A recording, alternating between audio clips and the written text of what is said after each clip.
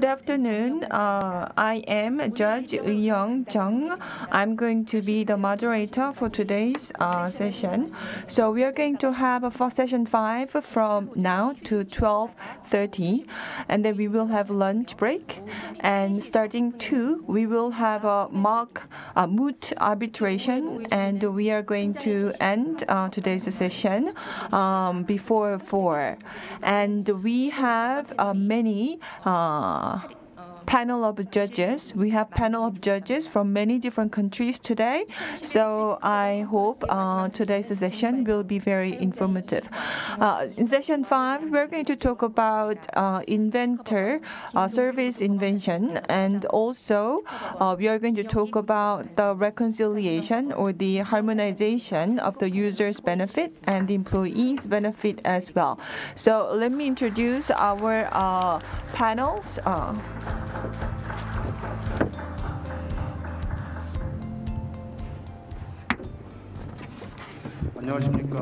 Good morning. I am going to be the MC for today's session. My name is Dong-Gyu Kim from the IP Court, Patent Court in Korea. I understand that you might be quite tired after a long day yesterday, but still I believe your passion still remains intact. And I want to first of all thank all the people, all the attendees here, all the speakers and an audience as well. And particularly, I want to thank honorable judges who are going to be the panelists for this session. Due to the time constraint, please refer to their detailed biographies in the booklet. But let me briefly introduce each honorable judge. First of all, from here, we have Young-gi Kim from the Patent Court of Korea. And next, we have Dr. Herman Dreyfus from the Federal Court in Germany joining us online. And we have Honorable James Rodney Gilstrap from Texas Eastern District Court. And he sent us a video clip. And next, we have Honorable Kumiko Katsumata from Japan, the IP High Court in Japan, joining us online as well. And next, from the Federal Court in Australia, Honorable Nai Param, also joining us online. And next, Honorable Mark Schweitzer from the Federal Patent Court in Switzerland.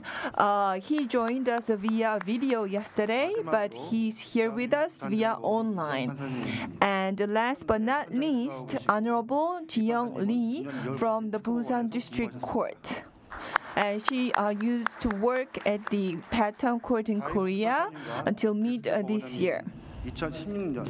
Honorable Dreyfus and Honorable Gilstrap were actually our former panelists from our past conference. And also, Honorable Katsumoto and Honorable Param are going to participate in the moot arbitration in the afternoon. It is a great honor for me to introduce this distinguished panel of judges, and I want to thank all of you for your very instructive and detailed answers to the questions that we submitted to you earlier. And particularly, I want to thank Honorable Schweitzer and Honorable Dreyfus for all the information. This session, we are going to talk about employees invention. Invention often takes place in the context of a workplace. So in the course of working at an employer's site, an employee completes the invention. That is often called service invention or employees invention. And that invention was made possible due to the employer's resources, human resources, and material resources, and it was completed over the course of the duty of the employee. So So there are some issues, for example, who has the patent right and how to compensate for that invention and what should be the law of choice for cross-border issues. There are differences among countries, but basically that invention goes to the employer, but at the same time, the employee is given reasonable compensation for that invention. So actually, our panelists already gave us very detailed answers to the questions that we are going to cover. So for the detailed answers, please refer to our booklet. We are going to cover the source of law, and we are going to cover the requirements and also original ownership and transfer of right and how to calculate the compensation and also cross-border issues and choice of law and some other specific issues regarding litigation. So basically, we want to reach a harmonization between the employers' interests and also employees' interests. Because we are covering so many issues, we cannot give enough time to each panelist, so I apologize for that. But if you can answer briefly, that will be great. Thank you. The first subtopic of the fifth session is the source of law regarding employees' invention. So with regards to employees' invention, some countries have statutory laws while others follow the employment agreement. The panelists, please present on the legal relationships and requirements and scope of employees' inventions and standards for determining compensation.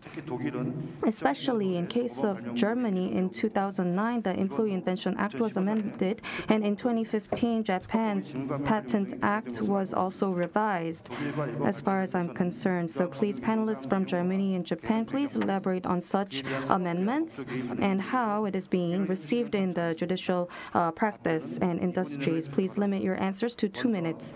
First, we will hear from President Schweitzer.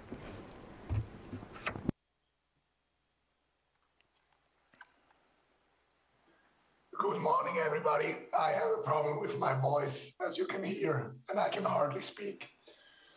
So I hope you can hear me. The Swiss law on employee inventions is actually very simple. Service inventions, which are inventions which are made in performance of contractual duties, automatically belong to the employer, and there is no special compensation due for such inventions. So they belong, it is assumed that the compensation for such inventions is by the regular salary, because it is the duty of such people employed in research and development also to make inventions. So it is very employer friendly, and it is very, very simple. On the other hand, if there is an opportunity invention and the definition is basically the same as in German law, then there is a special compensation due. However, cases of opportunity inventions, which are inventions which are carried out in relation to the work, but not in performance of contractual duties, they're extremely rare.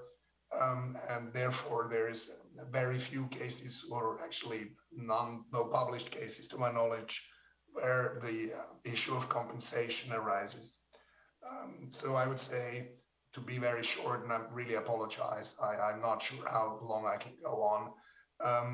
The law is very, very employer friendly and basically assigns all rights in service inventions to the employer without any extra compensation for the employee. And with this, I will finish. Thank you very much. Thank you, President Schweitzer. And now Judge Dreyfus, floor is yours. Hello, yes, can you hear me? Good morning to Korea. Very glad to be here. The legal relationships surrounding employees' inventions are regulated in Germany by the Employee Inventions Act of 1957. There have been little changes since then. The latest amendment, as you mentioned, was in 2009. The object of this last amendment was to simplify the rules. Most important was the modification of Section 6. Until 2009, the employer had explicitly to claim the invention.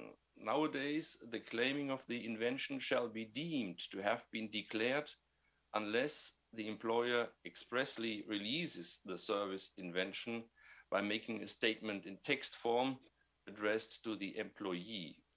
So if you're an employer and your employee informs you about the invention and you just do nothing, the right is transferred to you, but you have to pay a reasonable compensation. Thank you. 예, 답변 감사합니다. Thank you for your answer. Next, Honorable Ferm from Australia, please. Good morning. Thank you for inviting me to speak. Under the Australian Patents Act 1990, the particular position of employers and employees is not expressly dealt with. It therefore is worked out through more general provisions in the Act dealing with ownership and the entitlement of a party to apply for a patent. The two relevant categories which are relevant to the employer situation are in Section 15 of the Act. That concerns the entitlement of a person to apply for a patent who would be entitled to an assignment of the patent, and the right of a person who derives their title to a patent from another person. The Act doesn't go any further than that. In practice, what that means is that one needs to look at what the common law says about those two topics. In the particular situation of employers and employees, the relevant part of the common law is that part dealing with employment contracts. Generally, if the employment contract deals with the matter expressly, it will prevail. If the employment contract is silent on the question, then the courts will imply terms into it dealing with the issue. Speaking very broadly, the basic rule is that if the contract is silent and the employee comes up with the invention or discovers the process or the method in the course of their duties for the employer, that is doing what it was that they were actually hired to do, then the invention will belong to the employer. If the invention doesn't fall within that categorization, it will belong to the employee. Thank you very much. 답변 감사합니다. Thank you very much for your answer. And next is Honorable Katsumoto from Japan. Yes, hello. I'm Kumiko Katsumoto, Judge of IP High Court, Japan. I'm pleased to join the session. And my answer is as follows. In Japan, employees' invention is regulated by a statute. Article 35 of Patent Act provides that first, the employee has the right to the grant of a patent for an employee's invention. Second, the employer shall have a non-exclusive license on the patent right of the employee's invention, and that the employee shall have a right to receive a reasonable compensation for transferring the right over the invention to the employer. Article 35 was last amended in 2015 as the moderator introduced. You can see the background and the point of the amendment in the reference book and also slide number 6 in detail. The points that amendment are as follows. Yes, thank you. And at first, an employer is allowed to become the original acquirer of the right to the grant of a patent of employee invention through a contractual arrangement or an employment regulation. 2, the employer shall receive reasonable benefits. Before that amendment, the employee is supposed to receive only money as a reasonable compensation for transferring the right over the invention to the employer. However, now an employer can compensate with any kinds of benefit, such as money, stock option, giving the chance to study abroad at the employer's expense, a rising salary, a paid holiday, and licensing patent. 3, the Minister of Economy, Trade and Industry is to establish guidelines. The guideline has been published on 22nd of April 2016. Thank you.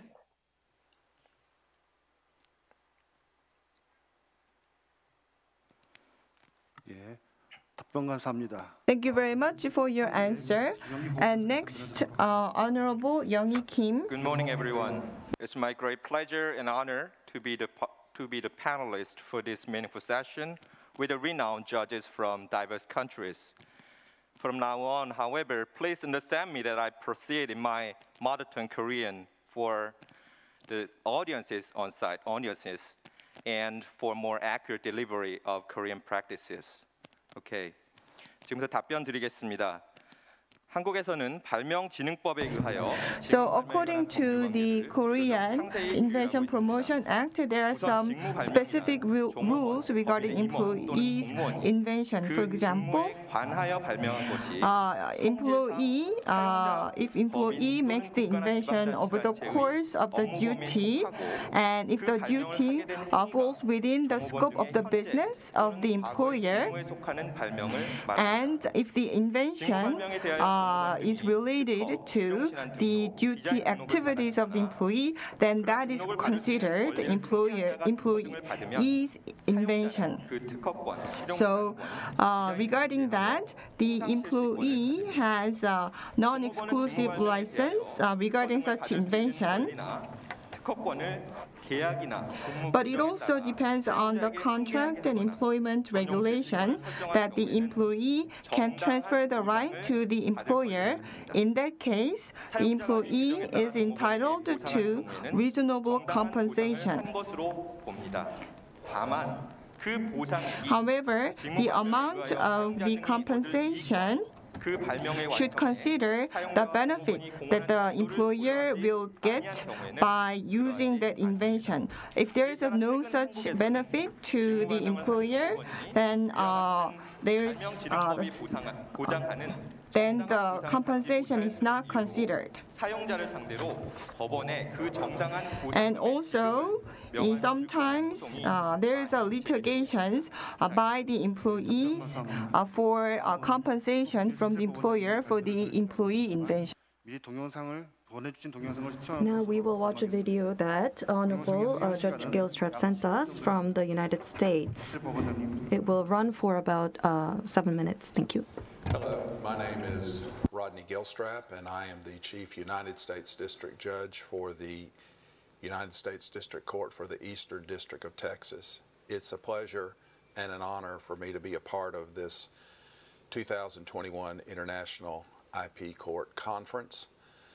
Let me begin by thanking everyone that's played a role in bringing this about, jurists from around the world, various organizations.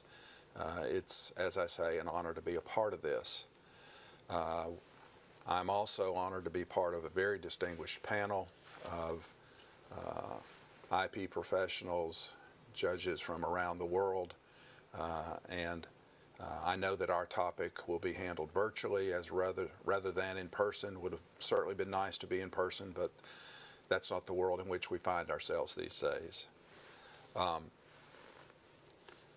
Our topic has been relegated to the area of employees' inventions, and from an American perspective, I can tell you that the key issue of underlying inventorship is subject to both statute and case law here in the United States, as well as certain internal rules of the United States Patent and Trademark Office.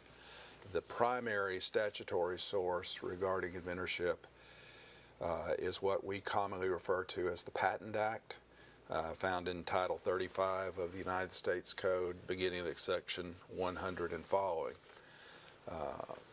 There are numerous opinions from the United States Court of Appeals for the Federal Circuit, as well as our United States Supreme Court, and numerous district court cases from around the country that, when these issues arise, are sources of input, precedent, and guidance.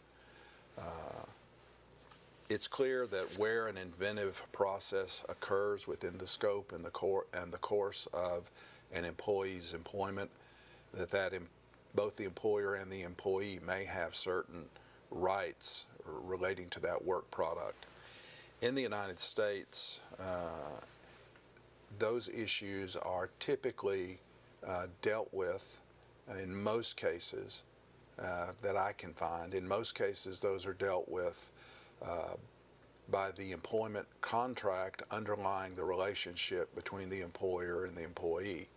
And consequently, the disputes that arise from the inventive process occurring in the workplace almost uniformly involve issues of contract law more than they do definitional guidance as to inventorship under patent statutes and precedent. In most sophisticated employment situations, an employee signs a written employment contract in advance of beginning work, and in most cases that contract, along with many other provisions, contains specific contractual provisions regarding what happens when the employee is involved as a part of their employment with the development of new ideas, methods, processes, etc., that may ripen at some point into a patented invention.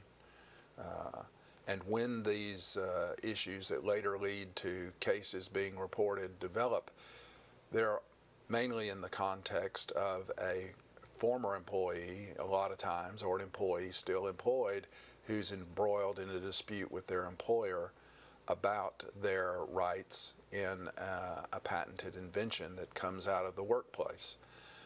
Consequently, the first place that most courts turn is the underlying contract between the employer and the employee. And in many cases, those contracts are very straightforward. Many employers provide contractual provisions that their employees consent to as a condition of accepting employment, that any and all rights they might have as a participant in the inventive process are the property of and inure to the benefit of the employer.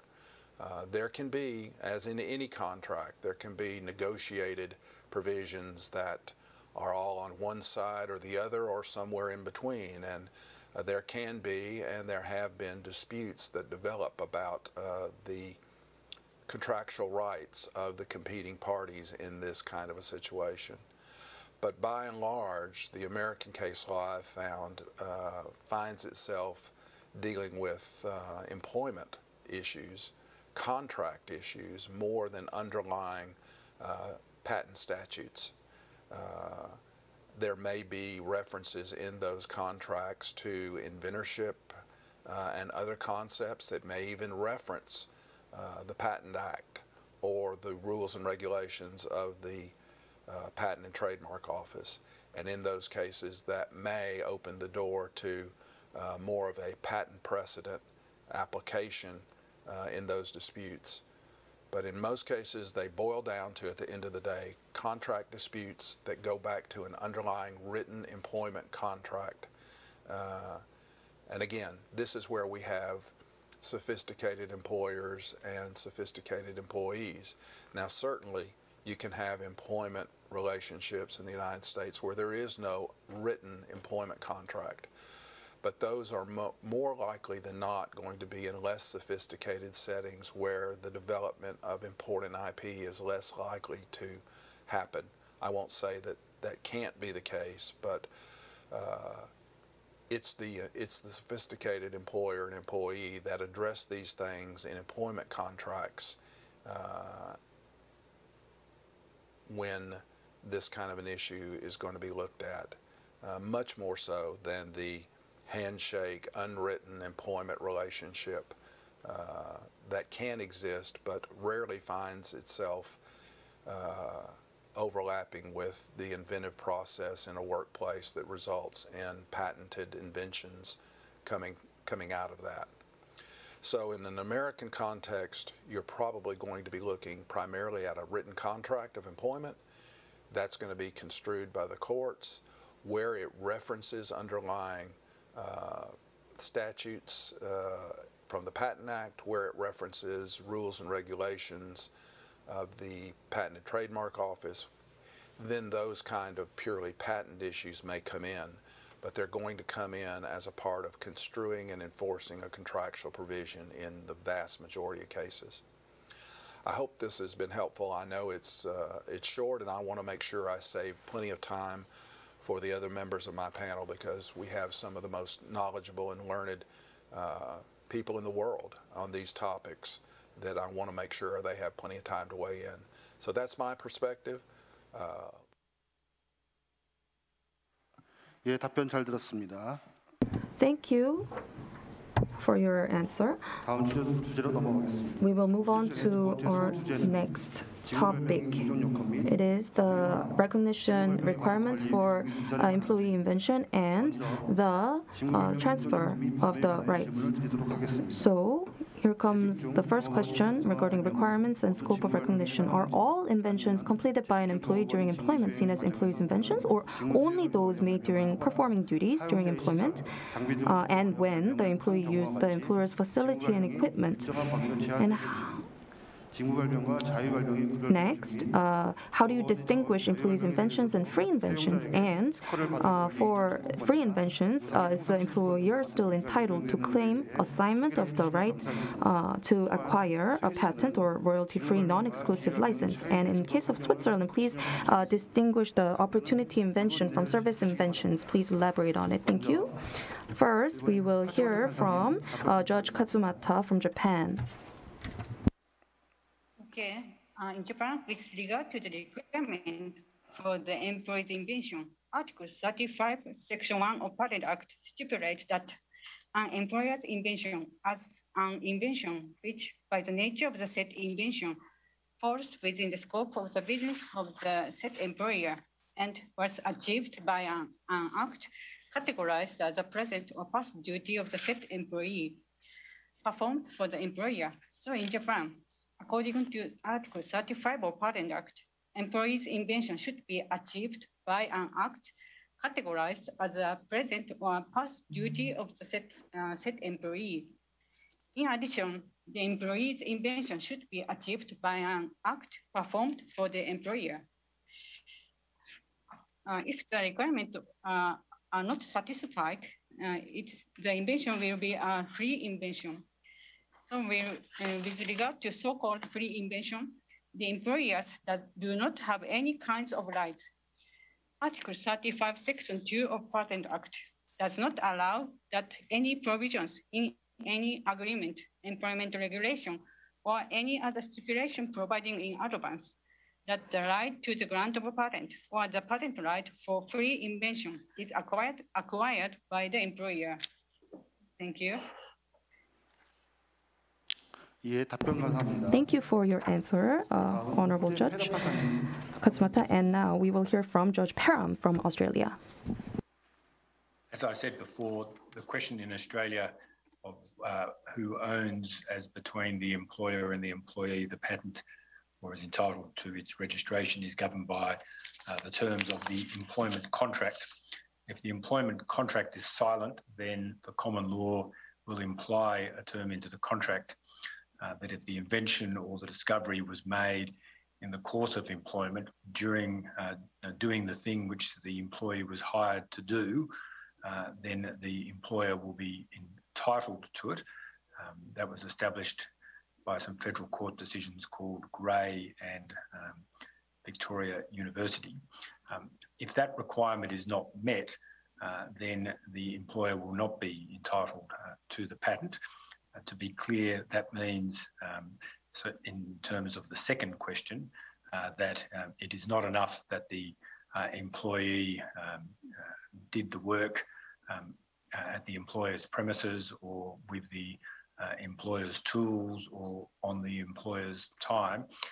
It is necessary in order to meet this requirement that the invention or method or process be done by the employee as part of the job which the employee was hired to do.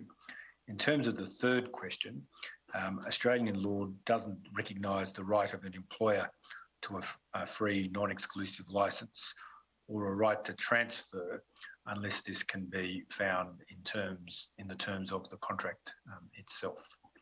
Thank you. 예, 답변 감사합니다. 다음은 스위스 슈바이처 And next, Honorable Schweitzer from Switzerland.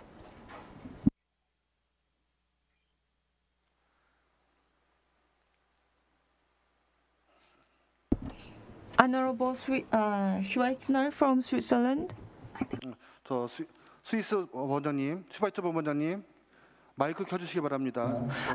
I think you're on mute. Yes, I'm sorry, I forgot to unmute, but even unmute, I have a problem with my voice and I'm really starting to struggle here.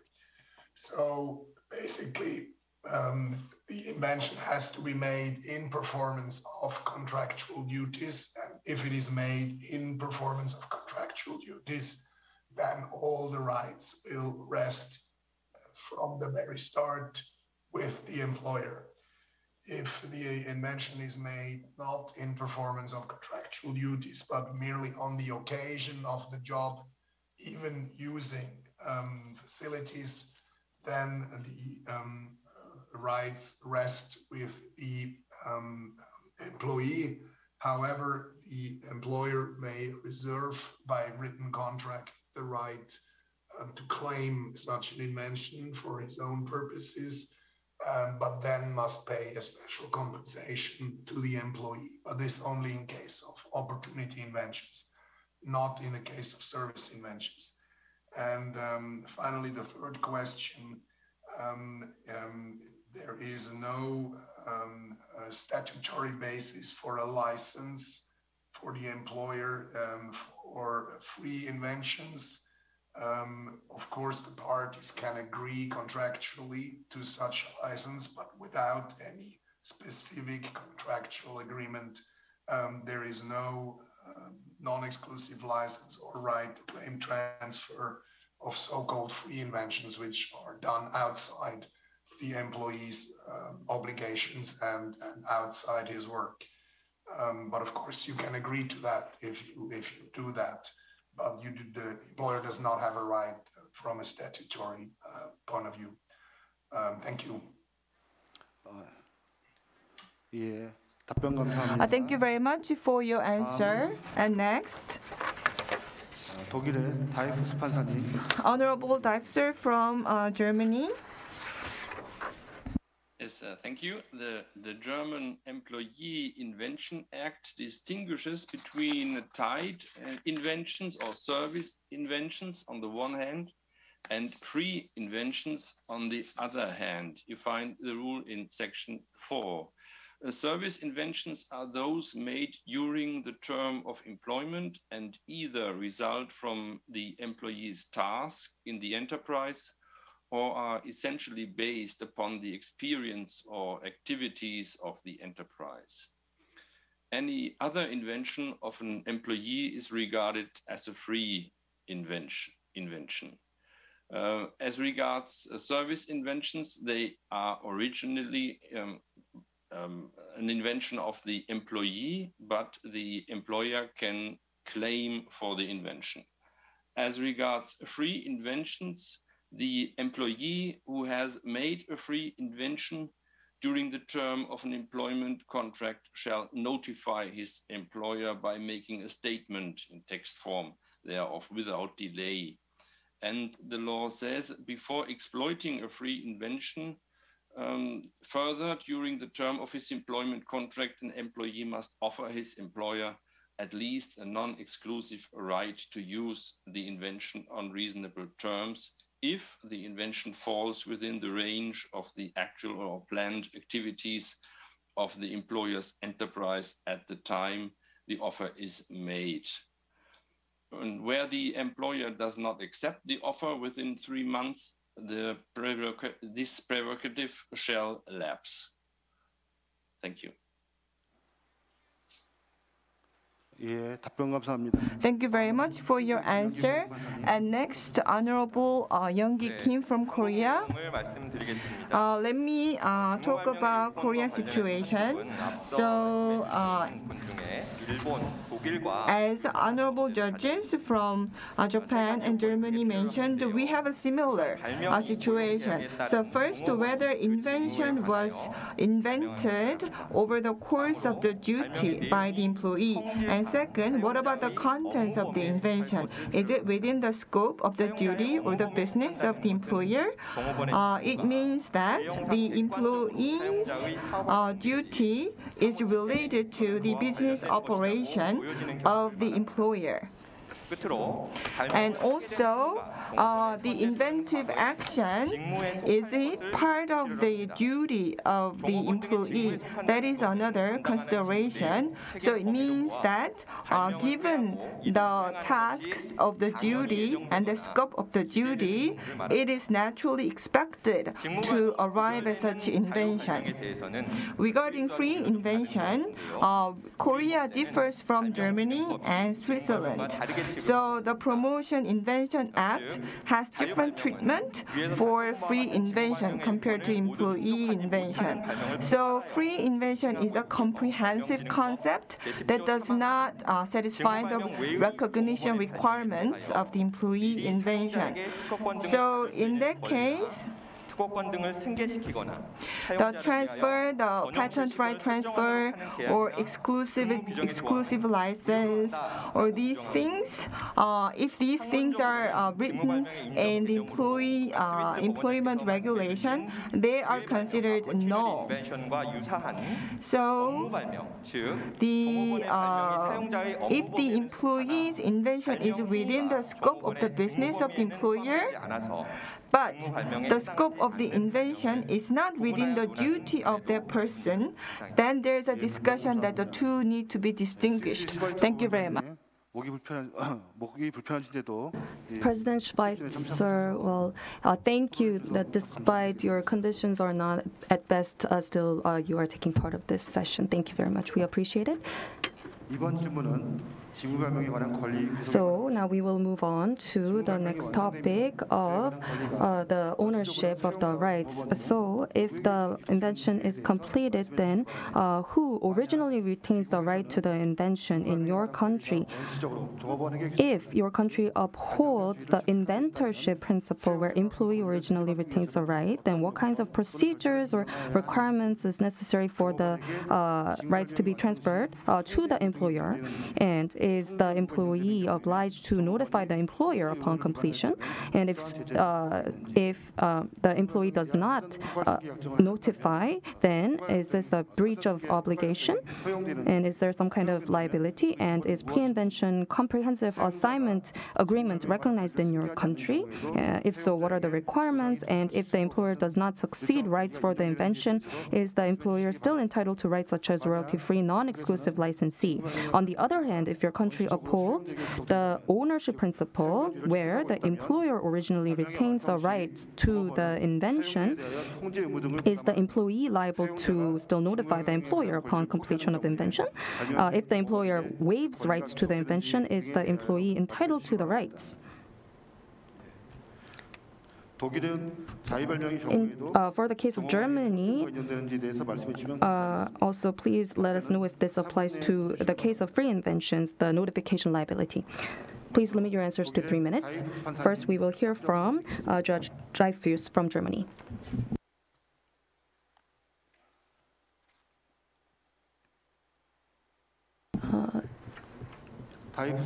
Honorable Judge Dreyfus? I think we are experiencing technical difficulties. Then let's move on to Judge Katsumata from Japan first. The floor is yours, Honorable Judge Katsumata. Yes, okay. To talk about the original ownership of the employee's invention, basically, Patent Act of Japan adopts inventorship principles. Patent Act of Japan provides that the employee, that is the inventor, is entitled to the original ownership. Can you hear me now? Can you hear me now? Can you hear me? Oh, thank you. It was interrupted. According to German law, the employee has to report the invention to the employer. Honorable Judge Dreyfus, sorry, we were already listening to Judge Katsumata, so let her finish and then we'll move on to you. Thank you. Sorry for this difficulty. So please go on, Judge Katsumata. Please go on with your answer. Okay, yeah, so where is it? Yes, the patent of Japan provides that the employee, that is inventor, is entitled to the original ownership. When the employer does not conclude the succession agreement with the employee, nevertheless, the employer is entitled a free, non-exclusive license of the employee's invention patent. However, if the patent is granted to the free invention of the employer does not have any rights to the patent. In order to succeed in the ownership of the employee's invention, there are two types of procedures the employer can take. One is the individual agreement between the employer and the employee about transfer the right over the invention before or after the invention. Second way is to enact an employment regulation about ownership of the right over the invention or about transfer the right over the invention prior to the invention. In most cases, the employer chooses the second procedure, and then the employee's invention shall be transferred to the employer or shall be vested in the employer according to the employment regulation. Next, with regard to the notification, in Japan, the statute, the Patent Act does not require the employee to notify the employer of the completion of the invention. The ex-ante agreement on succession of employee's invention is valid when the conditions are comprehensive. However, the ex-ante agreement on succession of free invention is invalid, as I mentioned before. Thank you. 예, 답변 감사합니다.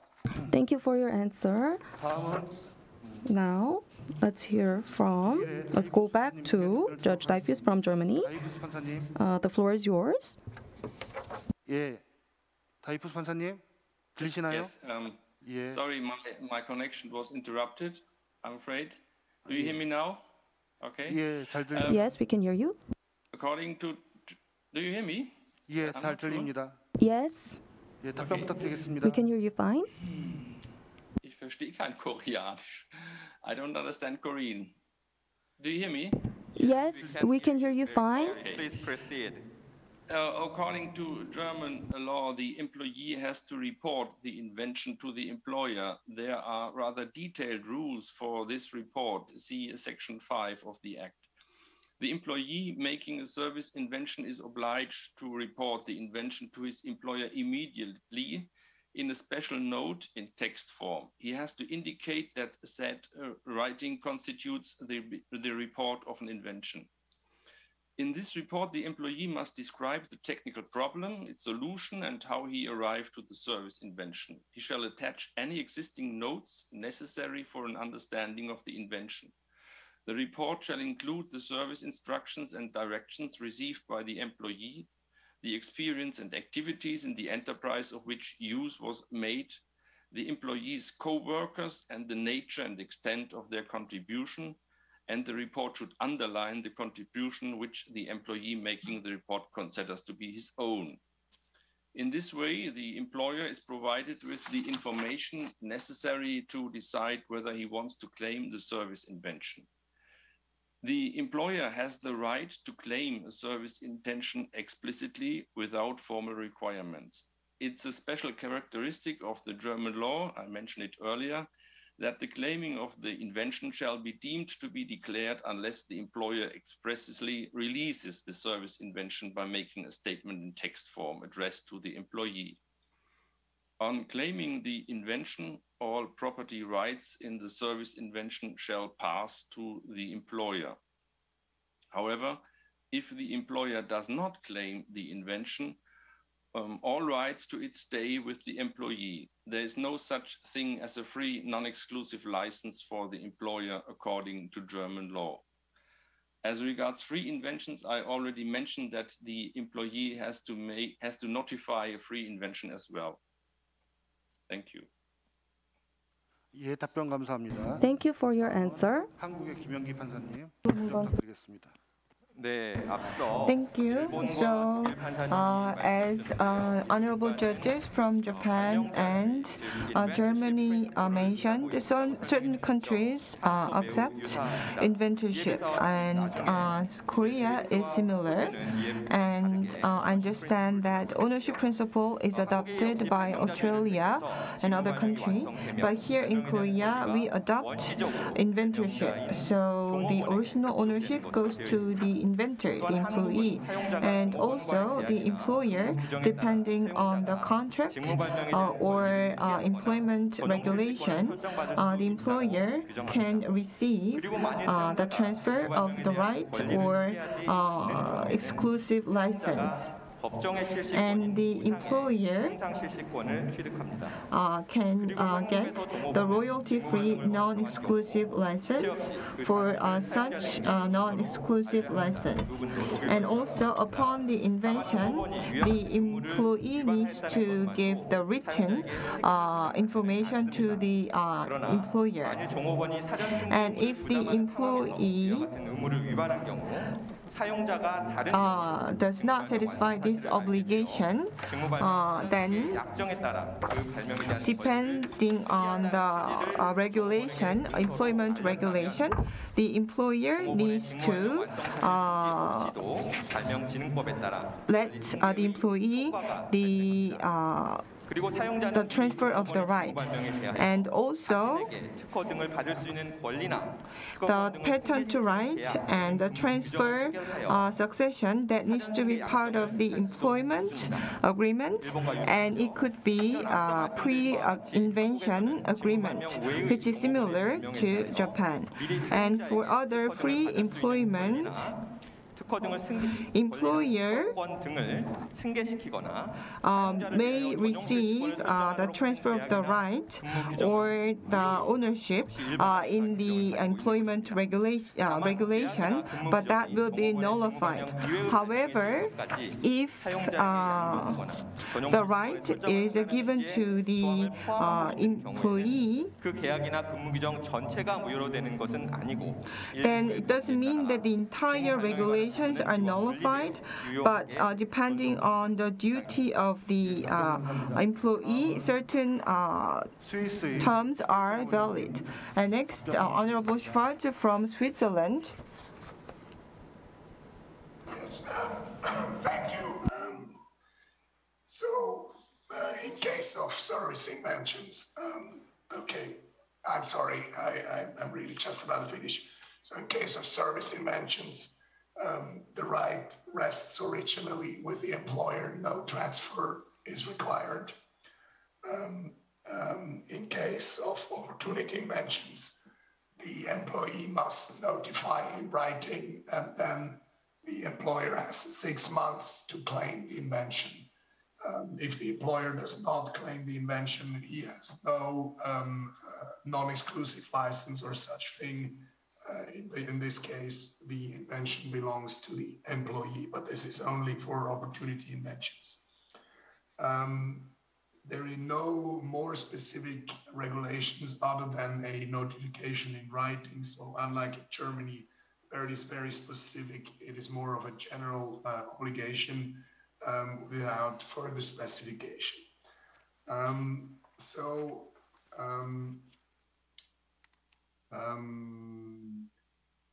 You may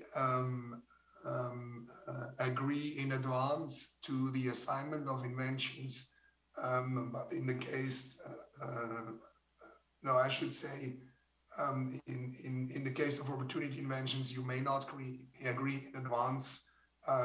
You have to do it for each specific case, and you have to pay the special compensation. And in the case of service invention, the question doesn't pose itself because the ownership lies with the employer. So it's an ownership country. What other questions do we have? Yes, I think I answered most of these questions. And I'm sorry if these answers are a bit general. Neither the statute nor the case law in Switzerland is very specific on these questions. There is not that many cases that actually go to court. And with this, I will bow out. I'm sorry.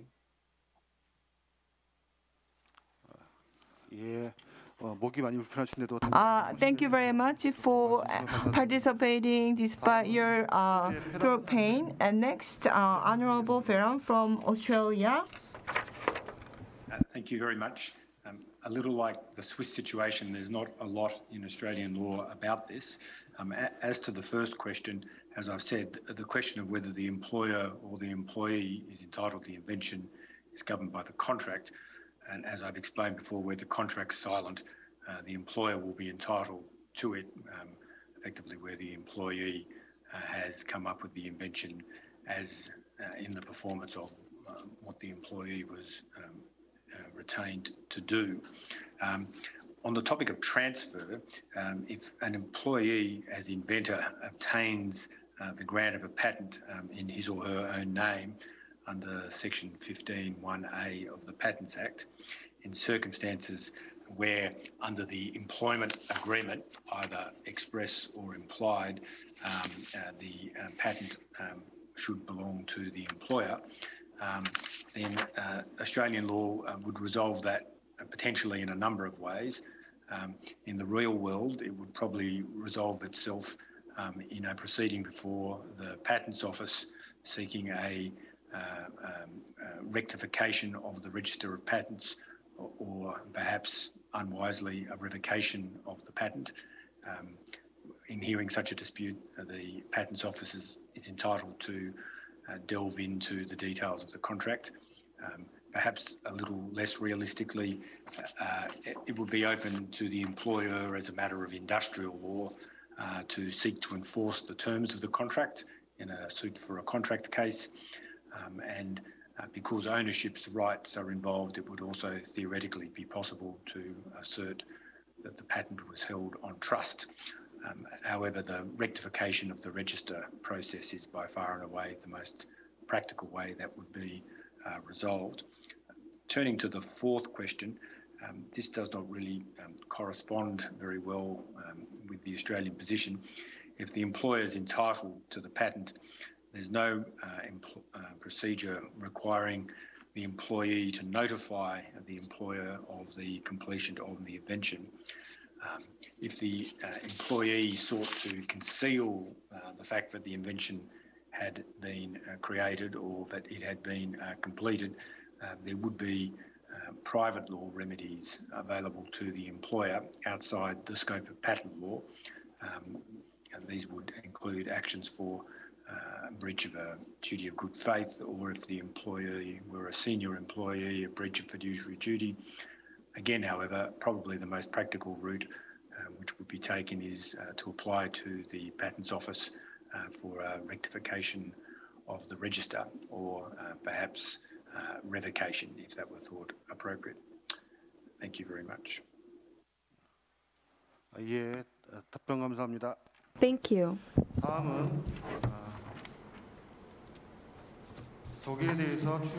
I have one additional question for Judge Dreyfus. According to Articles 6 and 7 of the Employee Invention Act, it seems that the right to an employee's invention is assigned to the employer unless the employer waives such right to claim assignment. But the Section 22 still does not allow an agreement to be made in advance for comprehensive assignment. Why is that? Please limit your answer to 1 minute. Judge Dreyfus, the floor is yours.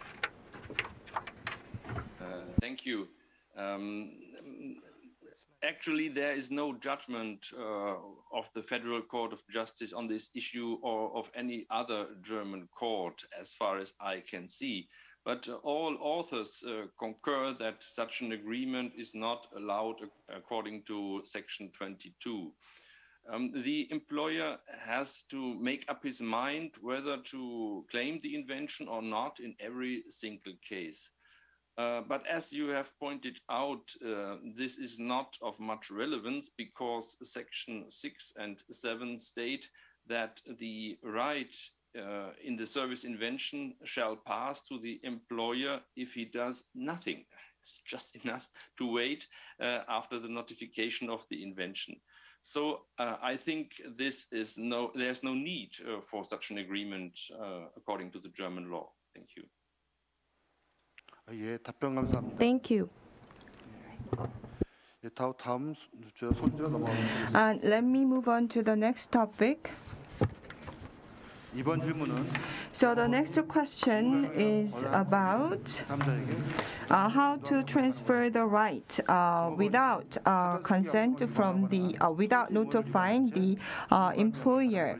So what if the employee transfer the right to a third party without notifying the employer, and the third party got the patent on the invention? What can be done in that case for the employer's perspective? Any civil procedure or criminal procedure? What kind of penalty or obligation for the employee? And in that case, does the patent held by the third party valid? Honorable Dreyfus from Germany, could you answer first? Right.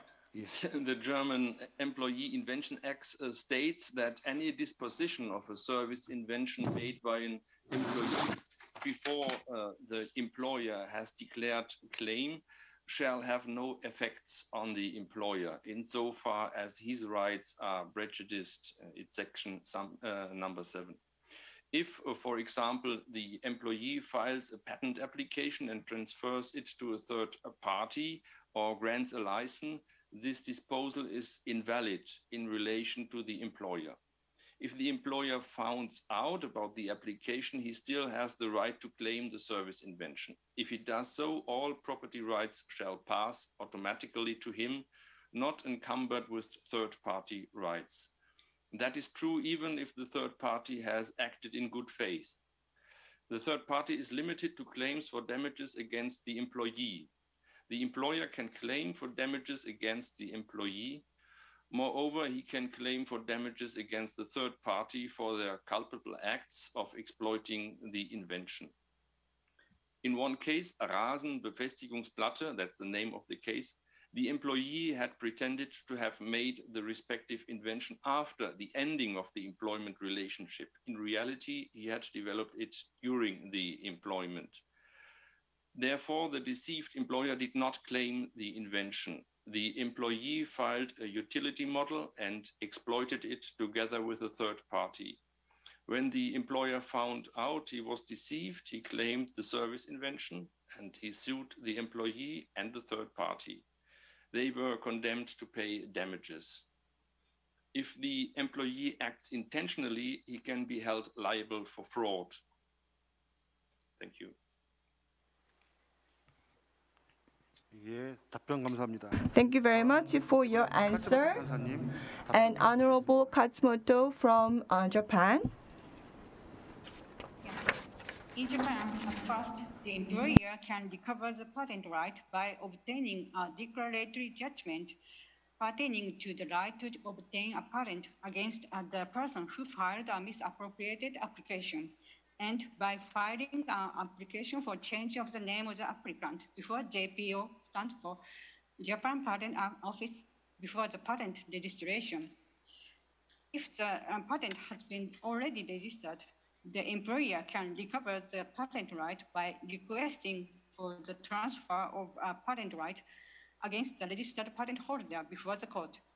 In this case, the employer files an application for change of the name of the patent holder before JPO after obtaining judgment document. In addition to that, the employer can claim damages arising from violation of the ex-ante succession agreement against the employee.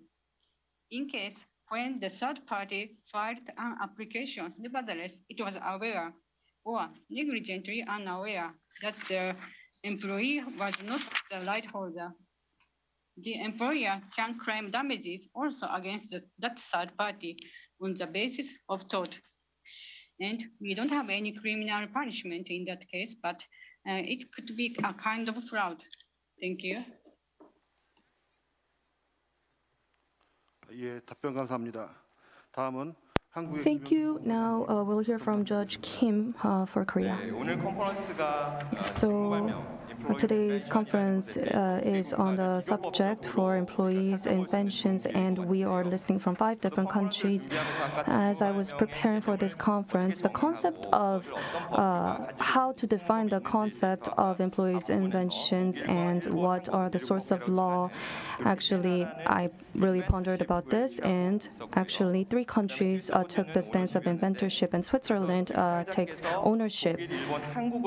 So Germany, Japan, and Korea are the 3 countries that have inventorship in place, and that is why we are answering this question. But if we go into detail about how each country specifically regulates this issue, among the 3 countries, I think we are looking at some differences. Now, when it comes to Korea, well, since it was transferred to a third party, if it was actively breached, if the third party was willingly knowing when they got the transfer, that is the case that we are looking at. This is double assignment, and according to the Civil Act, it is such transfer rights is invalid. So through administrative invalidation suit, that is one of the remedies that the employer can pursue, and even if such suit is not filed, subsequent filing will grant justifiable rights to the employer, and also the employer can file for transfer. And the pre-invention agreement was breached, so the right to file for transfer lies with the employer. So, for the preservation of the rights, if the subrogation can be applied when it comes to the third party. If the third party actively participates, it's a different story. But if the third party did not know about such relations, then the right that is transferred to the third party would be valid. So the employee can no longer transfer the rights back to the employer. So the only methods that the employer can take is civil procedures to claim the rights. To go into a bit more detail,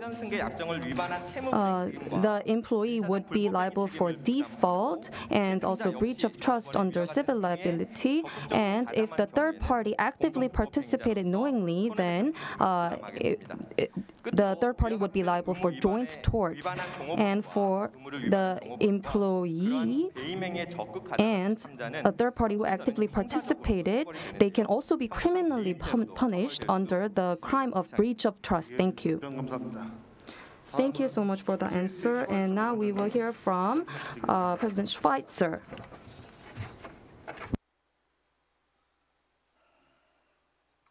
Thank you. So in case of service inventions, the employer can sue for recognition of his original ownership. In case of opportunity invention, he can sue for transfer, and the employee would be liable for any financial damages if he filed such a patent in his own name. There is no criminal responsibility. Now, in case of third parties, the question is a bit more difficult. If the third party is aware that the invention did not belong to the employee, but it belonged to the employer, the third party could, in principle, be liable for financial damages. If the third party was not aware, so he acted in good faith, he would not be liable for damages. And so if the third party, this is actually an interesting question, if the employee registers the patent and is, according to the patent register, the registered owner, and only afterwards transferred the patent application or patent to a third party, and such third party is in good faith, so is unaware that this is not the correct owner that is registered, it is actually disputed whether he would acquire the rights in good faith or whether the original owner, which is the employer, still has a right to transfer the application or the granted patent. This has not been decided yet by the Supreme Court whether there is a reliance interest on the patent register. It is very disputed in the literature. And with this, I will finish. Thank you. 예, 답변 감사합니다. Thank you. 호주의 페람 판사님. Now, Judge Param from Australia, the floor is yours. The employee as inventor is a person who's entitled to apply for a patent under Section 15. If the employee comes up with the invention in the course of the employee's invention, then the employer is also a person who's entitled to apply for a patent. In general, the patent will be granted by the Patents Office to the person who is the owner of the patent. In the circumstances of the question, the employee has applied for the patent as entitled to do under Section 15, but is not actually the owner. So the employee ought not to have been registered. As against the employee in that situation, it would be relatively straightforward for the employer to have the register rectified. The situation is more complex, of course, when the employee wrongfully transfers the patent to a third party. I think it's necessary to distinguish two situations. The first is what's appearing on the register. The second is what kind of remedies, compensatory, restitutionary might be available. As to the first topic, the employer would be entitled to get the register rectified to have the patent put back in the employer's name, and that would be so whether the third party was on notice of what had happened or not. On the question of compensation, the situation is more complex. It's unlikely that a claim, for example, for profits would lie against the third party unless it could be shown that the third party was, in a sense, complicit in the breach which had happened. Thank you. 예, 답변 감사합니다. Thank you for your answer. 벌써 이번 세션에 거의 절반이 지났습니다. 잠깐 스트레칭을 좀 하시고. So actually, already half of the session has passed. Let's take a short 30-second break. How about that? 시간이 깁니다. Because we are about to move on to a very lengthy topic.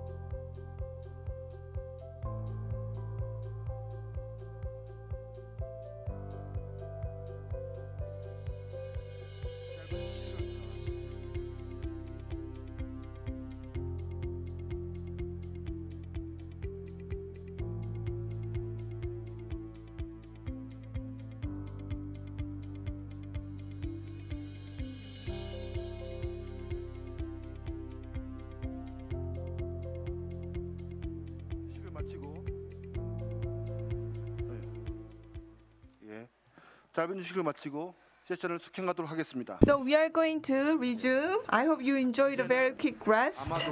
And now I think this is going to be the most hot topic for Korean participants here because we are going to talk about compensation obligation and guideline for employee invention. So regarding the rights of the employee invention, whether the employers has the obligation to compensate the employee. If that is the case, what is the guideline for calculating the compensation? And what are the contents of the guidelines? Are the guidelines legally binding? And how are they actually practiced in Korea? Thank you very much. Please limit your answer to 2 minutes. 먼저 호주의 페람 판사님. Honorable Ferram from Australia first, please. Thank you. So, because of the ownership approach taken under Australian law, whereby either the employer or the employee is going to be the person entitled to the patent, or perhaps they'll be entitled jointly. We don't really have any provisions of this kind. So that is to say, there is not an explicit mechanism where the employee ends up in the position of having the patent, providing for compensatory arrangements. So this question and the next few questions which follow don't really give rise to a question for us.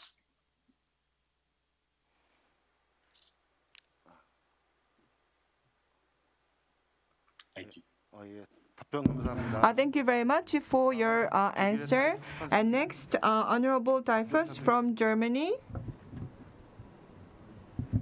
The Employees Inventions Act states in Section 9 that the employee is entitled to reasonable compensation. This is rather vague, but for a more detailed answer, we have guidelines for compensation. These guidelines are issued by the Federal Minister of Labor after hearing leading organizations representing employees and employers. It is common to adopt the criteria specified in Section 9 and in the guidelines for calculation of compensation. This is true for compensations established by agreements, by settlements, and for compensations fixed by the employer. This is also true for lawsuits seeking payment of compensation for an employee's invention. The guidelines do not have a binding effect, but provide, in addition to the provision in Section 9 of the Employees Invention Act, a guide as to which compensation is reasonable.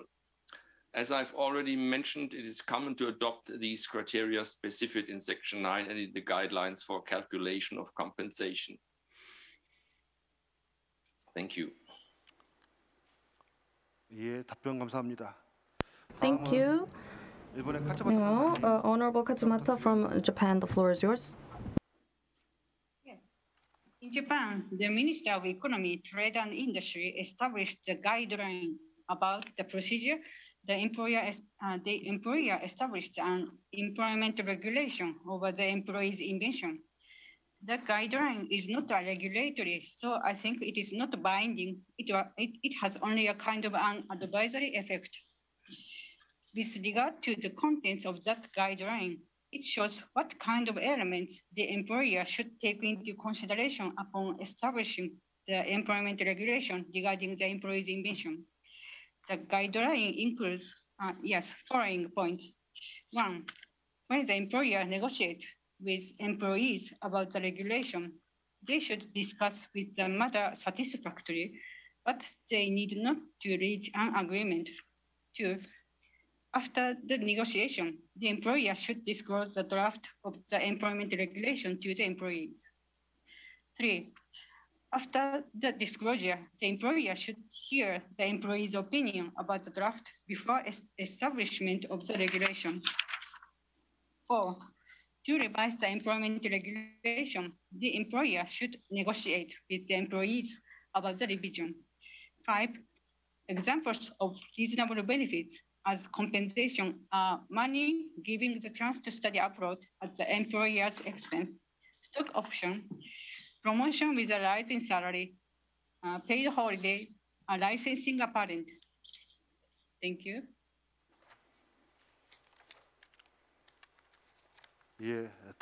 Thank you. We will hear from Judge Jiyoung-ii from Korea. In case of Korea, Article 15 of Invention Promotion Act stipulates that the employer is assigned patent right regarding the invention and responsible for paying appropriate compensation, but there is no guideline with binding force in Korea. But the industries have long argued that such guideline is much needed. So based on such request from the industries, currently KIPO is leading efforts to establish such guideline via research. That would be it. Thank you. Now, let's hear from President Schweitzer from Switzerland, but his throat pain was so severe, so it was impossible for him to speak during the session.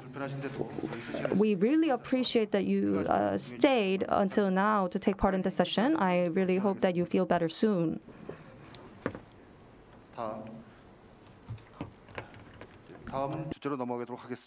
And let me move on to the next question. What are the calculation methodology for the compensation? So does that mean that there is a law that oblige calculation? I guess certain countries have that law, so those countries' representatives are going to answer this question. So we have specifically two questions. So first of all, when the employer, how is the compensation calculated when the employer takes the patent right, and what are the factors to consider, particularly if the employer and also the employer's total benefit from the invention is considered, or benefit from the exclusivity of that invention is considered. What about the remainder of the patent term? What about the future revenue? Is it considered? And also, what about other revenue elements? And how is the license royalty considered? Thank you very much. Please limit your answer to 2 minutes once again. First, Honorable Dreyfus from Germany. Where the employer produces and sells the employees' inventions products but provides no license for the third party, the compensation is calculated as follows. The first factor to be determined is the value of the invention. The invention value shall be determined by license analogy. What license rate would the employer have to pay to a free inventor for an exclusive license? The license rate may be expressed as percentage or as a quota license.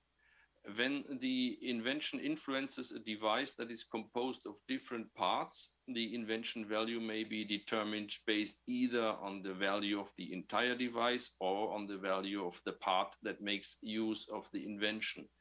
It should be taken into consideration what is customary in the respective industry.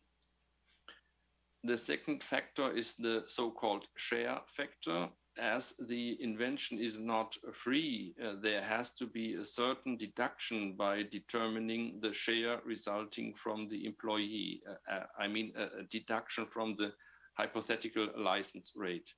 The following aspects determine this share factor: the setting of the object of the invention, the solution of the object of the invention, and the duties and position of the employee. I will explain it a little more detailed in just a minute. Thank you. Thank you very much for your answer. Moving on, Honorable Katsumata from Japan. The floor is yours.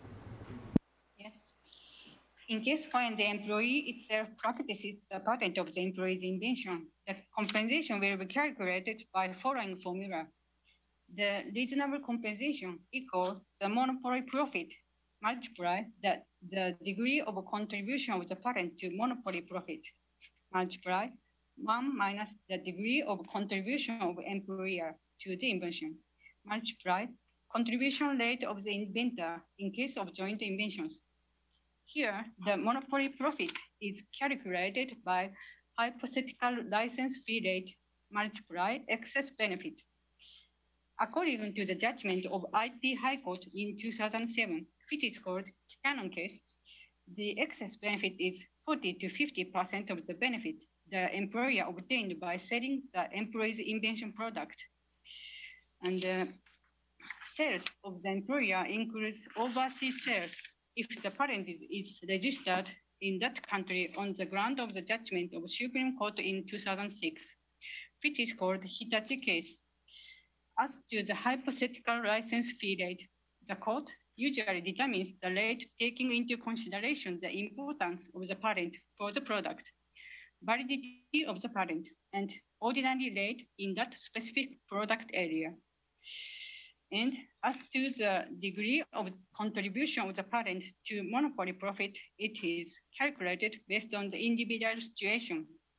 In Mitsubishi Chemical case, IP High Court had taken into consideration the number of the patent or know-how included in that product and the nature of the patent, such as the product patent, process patent, or patent for usage, and also the importance of the patent.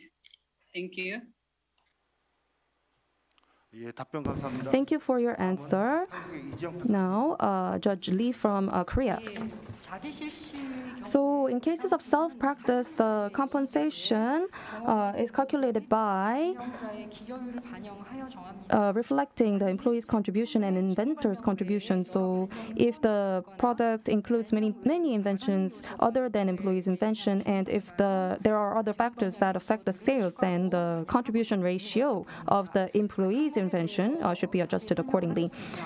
Going into a bit more detail, so in case of the employer's profit, it is profit generated by the invention, so such causality really limits the scope of the profit to be considered. And according to the Korean Invention Promotion Act, even if the employer does not succeed the invention, the employer is entitled to a royalty-free non-exclusive license. So the employer's profit refers to the profit that comes from beyond the non-exclusive license. It comes from an exclusive and monopolistic license to practice the invention.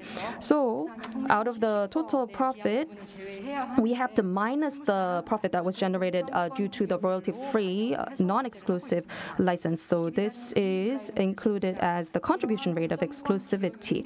And such rate of exclusivity is related to the exclusive and monopolistic license. So as you can see on the slide, such factors are accounted for when calculating such rate.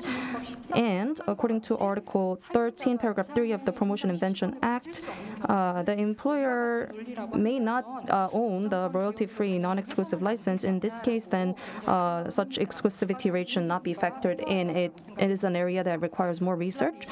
And looking at slide 22, -1, if there is remaining patent term, then in Korea, future sales are considered. And there are 3 ways to consider the future sales. But the most popular and general practice is under the assumption that the sales as the conclusion of arguments would be the same as the sales to be expected as of the expiration date of the patent right, to add the sales generated as of the conclusion of arguments with an amount that is converted from the sales expected up to the expiration date of the patent right into the current value. There are still some arguments over this method, and the scope and the market size may all change, so we cannot determine that the sales will definitely decrease over time. So this is a still questionable method. And moving on to the next slide, when it comes to sales overseas, especially whether the sales from countries where the patent is not registered, whether it should be included, we can find 4 precedents in Korea, but the conclusion were all different, and there's no consensus in the academia. Well, since the territorial principle is applied to patent rights, the sales in countries where patent is not registered should be excluded. This is one of the opinions, but all of these precedents you can see on the slides. The ultimate country where the revenue was generated was where the patent was not registered, but still the patent was practiced, and in this case the revenue was included when calculating compensation. So it is difficult to give one clear answer from the Korean perspective. We cannot say for sure that it is a prerequisite to have patent registered or have it practiced in order to include that in sales to be considered when calculating the compensation. And in my personal view, sales from countries where patent is not registered should not blindly be excluded, but I think a territoriality principle is not directly related to employees' invention, and even if it's not registered, still exclusive and monopolistic rights can incur profit for the employer. So we should go back to the basic principle of calculating the compensation for the employee's invention and see whether there is causality between the employee's invention rights and the revenue that is generated. And regarding the employer's profit, it is very difficult to prove such profit through evidence. So when it comes to actual judicial practice, we use hypothetical royalty rate. Well, I think we should switch to profit rate when necessary, but just proving the profit itself through evidence is very difficult. So when it comes to suits in Korea, as in Japan and Germany, the hypothetical royalty rate is being employed. When it comes to this issue, if it is well proved through providence, then I think the profit rate would be closely reflected. When calculating the hypothetical royal rate is shown in the slide. So please refer to the slide. Thank you.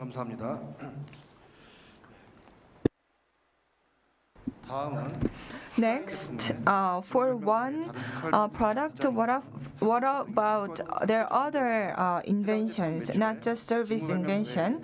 And also, what about the employer's marketing, reputations? Those are also attributed to the sales revenue of the invention. Then how do you calculate the contribution of each party? And when the operation of the employer is important or meaningful, does he still have to pay the compensation for the employee? And if that is recognized, what are the considerations? In the case of Germany, I understand that there are some specific guidelines for this. So please limit your your answer to 2 minutes. Honorable Daifer from Germany first. Thank you. That's a rather complex issue. As I already mentioned, you have to consider the setting of the object of the invention, the solution of the object of the invention, and the duties and position of the employee. For example, as regards the setting of the object of the invention, the share of the employee increases, the greater his initiative in setting the object and the greater his involvement in the recognition and the company's deficiencies and needs. The share of the employee shall be assessed based on a 6-point score. It is low if the employer has set him an object with immediate indication of the approach to a solution, whereas the share is high if the employee himself has set out the object outside the field of his duties. As regards the solution, the share of the employer is rather low if the solution is found with the help of considerations that are professionally familiar to him. If the solution is found on the basis of the company's activities or knowledge, and if the company supports the employee. The more independent the considerations and developments of the employees are, the higher is the factor, the share factor. As regards the duties and the position of the employee, the share of the employee decreases, the greater his insight into the production and the development of the company is according to his position, and the more it may be expected of him by virtue of his position and salary. The share is low if the employee has a leading position in the research department, for example.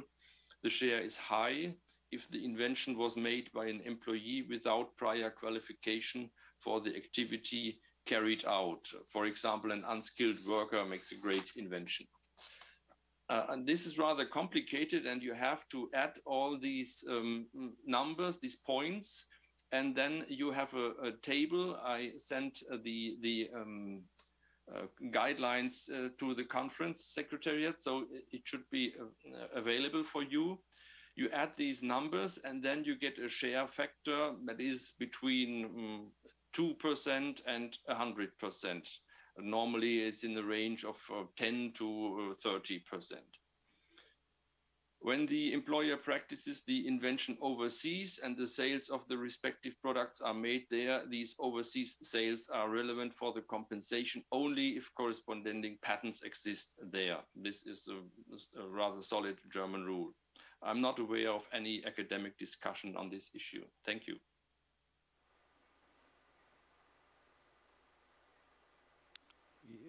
예, 답변 감사합니다. Thank you very much for your answer. And next, 판사님, 답변 부탁드리겠습니다. Honorable Judge Katsumata from Japan. Yes. Okay. With regard to the degree of contribution of employer to the invention, in Mitsubishi Chemical case, IP High Court determined the contribution ratio of the employer, considering the process in which the invention was made, the circumstances in which the employee ended up being involved in the said process, and the position of the invention in comparison to other inventions, the content of sales efforts made by the employer, circumstances surrounding research and development for the development of a new products, and other aspects. In recent cases, typical ratio of the contribution of employer is not less than 95%. As far as the employer practices the patent, even if the employer's operation profit is led, it does not mean the compensation is zero. The compensation is calculated based on the monopoly profit, and the monopoly profit is the excess profit multiplied by hypothetical license fee rate. Here, the excess profit does not mean operating profit, but a certain proportion, generally 40 to 50% of the sales. Therefore, the fact that the operating profit is in the red does not influence on the calculation of the compensation. In case where an employer does not file an application for patent, even in such case, as the right to obtain the patent is transferred to the employee has the right to obtain reasonable profit from the employer according to Article 35 of Patent Act. Thank you. 예, 답변 감사합니다. 다음은 한국의 이정판. Moving on, Judge Jeong-이. 복수의 발명이 포함된 Yes, if the product has various inventions or if there are factors other than the invention that generates profit, then contribution rate of the invention has been reflected actively since 2010. But the method of reflecting can be found in various ways. But the hypothetical royalty rate and the contribution rate of exclusivity are reflected. This is one way. Or in other types, some other calculation factors are considered. But I personally think that when calculating the contribution of employee invention, I think it can be distinguished from the hypothetical royalty rate. So I think the contribution rate should be considered as a separate independent factor in itself. And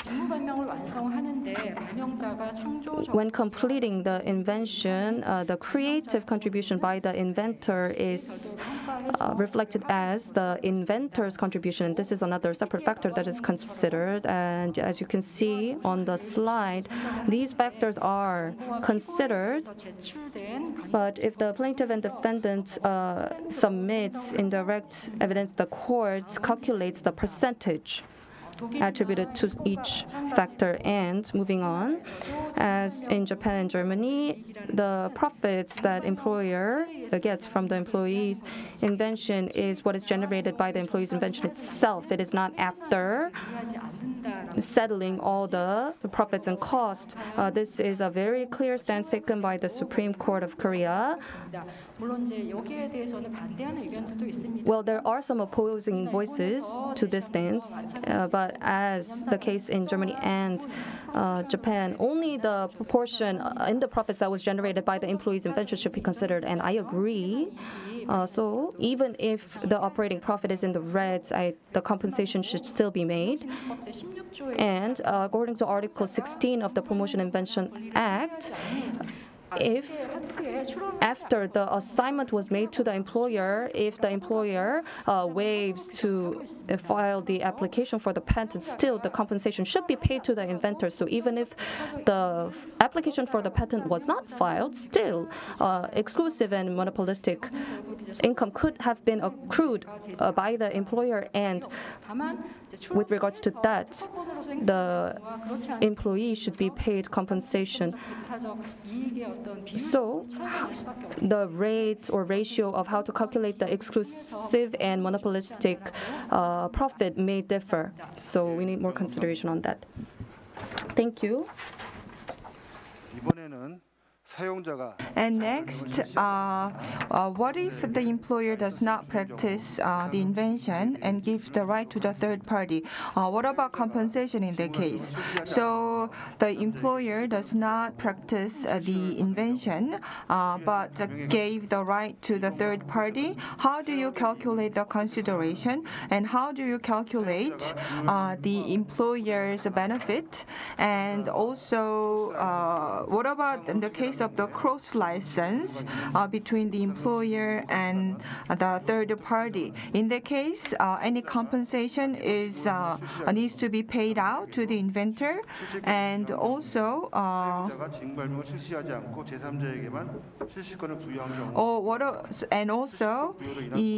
so depending on the license given to the third party person, how do you calculate the consideration?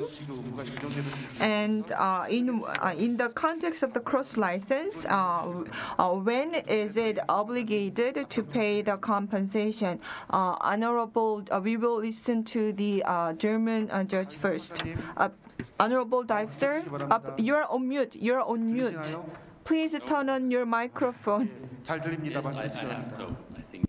Do you hear me? Yeah. Yes. I can be rather short on this issue. If the invention is used by granting a license, the value of the invention is equal to the net licensing income according to the guidelines, and the employee participates according to the respective share factor. So also in this case, you have to assess, to determine the share factor for this special employee, and then you give him a part of the net licensing income. As regards a cross license, if the invention is exploited by entering into a cross license or a patent pool, an attempt may be made to determine the overall advantage of the contract for the employer. That's quite difficult. Then a quota accounted for by the respective service invention shall be estimated. That's number 17 of the German guidelines. Thank you. 예, 답변 감사합니다. 다음은 일본의 카츠마타 판사님. Thank you. Now, Honorable Judge Katsumata. Yes. Do I need to answer about the cross license too? I understand that it was the next question. 이번 질문입니다. Oh, actually, it's included in this question. Could you please answer that question along with your answers for this question? Yes. So, when the employer gained the license fee of the employee's invention patent from the third parties, that license fee is deemed as the employer's profit obtained by utilizing the patent of the patentee's employee's invention. The compensation is calculated by license fee multiplied 1 minus the degree of contribution of employer to the invention. This formula will be applicable regardless of whether the employer practices the patent or not. If the employer grants a license to a third party and also self-practices that patent at the same time, the compensation calculated based on the profit from the self-practice will be added to compensation calculated based on the license fee obtained from the licensee. Thank you.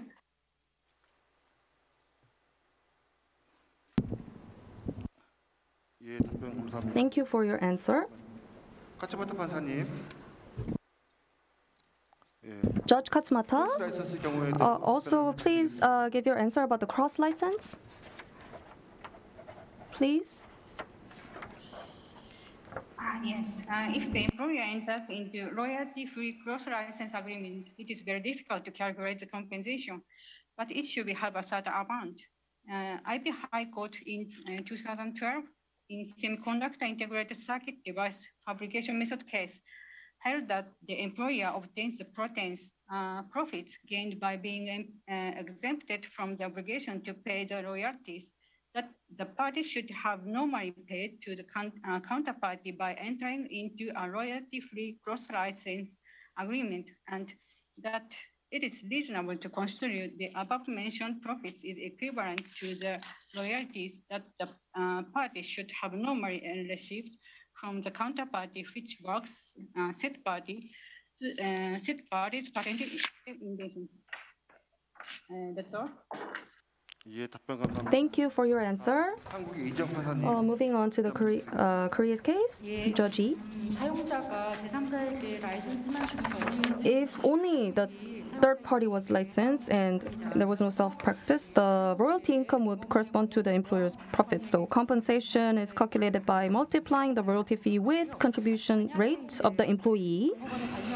And if many patents were included in the patent pool, including the employees' invention, then only the portion out of the profit that was generated by the service invention should be reflected. So it's all about how you prove that portion of the profit. But if that specific invention did not generate the whole of the profit, then only the portion that was generated from the service invention should be reflected through determining the contribution ratio. And in second case, if there is both self-practice by the employer and also licensing, then both should be added and looked as a total. But whether how much of the royalty fee to be included has to be determined based on how much exclusive status was enjoyed. So if the open license policy was used, then actually the amount that will be additionally recognized will be smaller, but if not, still exclusive profit might be accrued. So I think it should be looked at case by case. I still have, we're still on 30-1. Thank you. And if self-practice and licensing to third party is not both did not happen, still compensation shall be calculated because still there might be exclusive and monopolistic profits. So still that would lead to reasonable compensation for the employee. So due to prohibiting practice of the competitors, and if some alternative substitute products were sold to accrue profit, then this is a very rare case and an exceptional case. And how to look at cross-licensing cases? Well, since the royalty-free usage of patent can be used, this would lead to saving of the royalty fee, but whether this corresponds to exclusive profit is a different question.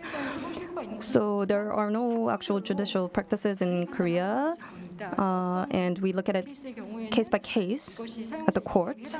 In some cases, it did correspond to employer's profit, or after interpreting the contract, even if the license agreement led to saving of royalty fee, or even if we have to revert to the royalty calculation method, if the profit may not be proved. And the plaintiff also provided its license to the other contracting party for free, so there might be some reduction in the profit. So it really has to be looked at case by case. And if this invention was included in a pool of patents, then the proportion of how much the employee's invention takes in that whole patent pool should be calculated, but this is not an easy matter. So there is no one unified golden rule when it comes to this issue. Thank you.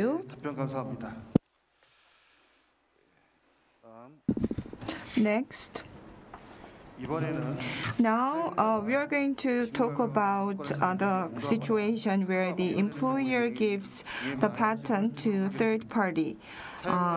Or if the patent becomes invalid. So in case the employer gave the patent right to the third party, how is the compensation calculated? And what if the patent itself is nullified? Is there still obligation to pay the obligation? Please limit your question, your answer to 2 limits. Honorable Dahifus from Germany first. Honorable Dahifus from Germany first. Yes, I'm not on mute, I hope. If the employer sells the right to the service invention or the patent to the service invention, the value of these invention should be determined by reduction of the gross earnings to the net earnings. That means, in principle, that all expenses of the employer for the development of the invention after it has been completed, for rendering it ready for operation, the costs of prosecution, the expenses associated with the sale, and the corresponding share of the overheads must be taken into account. That's not easy. The employer cannot invoke the lack of patentability as long as the patent has not been revoked. When the patent is revoked, the duty to pay compensation ends only after final judgment, whatever the reason for revocation. The revocation of the patent has no retroactive effect. The employee does not have to return the compensation for the time until the revocation. The respective judgment of the Federal Court of Justice, the name is Drahtinjektionseinrichtung, rather complicated, was based on the consideration that the employer possessed a preferential position as compared to his competitors as long as the patent existed. For the same reason, a licensor is not obliged to return the royalties to the licensee when the patent is declared void, according to German law. Thank you. Thank you very much for your answer. And Honorable Katsumata from Japan. Yes. When the employer transferred the 사용자가 그 직무 발명에 sorry. Yes. When the employer transferred to invention to third party, the price of the patent is equivalent to the value of the invention itself. So the compensation should be calculated on the basis of the price of the patent. Next, talking about in case where there are grounds to invalidate patent rights. Basically, as far as the employer obtained the patent right and practiced to it, the compensation should be paid. Nevertheless, whether there are grounds to invalidate patent rights in the light of the fairness and rule of faith. In brother industry case, IP High Court held that if the employer has used a patent right on the premise of its validity and obtained profit, but later, only after being sued, asserts that there exist grounds for invalidation of the patent right in order to avoid allocating such profit to the employee, such conduct cannot in the least be acceptable, not only in the light of the spirits of the Patent Act, but also under the doctrine of estoppel.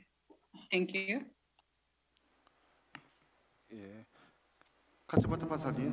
Judge Katsumata, thank you.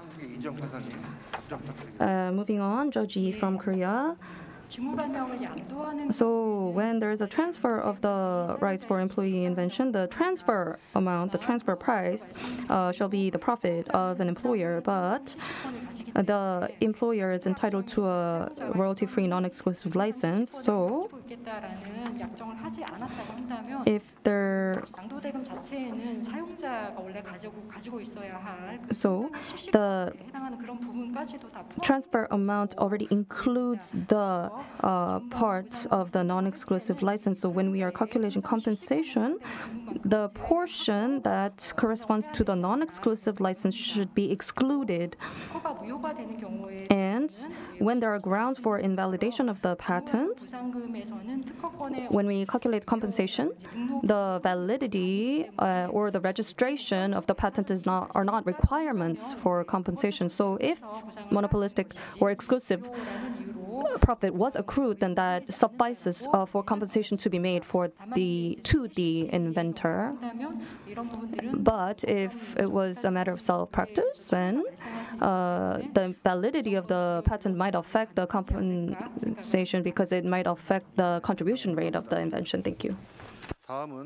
And next question, actually, it's an additional question to Germany and Japan. So, were there any dispute regarding how to calculate compensation? If you can answer this question, that will be great. But if not, that's okay too. Please limit your answer to 3 minutes. Honorable Daihifus, first, please. Thank you. I can be very short on this point. There are no cases on the issue of compensation in the last years at our court. There are very few cases on the questions of Employees Inventions Act, and if there are any cases, they are normally on very special questions of law and not on compensation. The reason for this is that most cases, nearly all cases, are settled. Normally, they are just settled when between employer and employee without even going to the court or the arbitration board. And at latest, they are settled when they come to the first instance, the court of first instance, the Landgericht in Germany. And at the latest, then they are settled because parties agree that there is no sense in going to higher instances for compensation. It is too complicated and there are too many uncertainties. Thank you.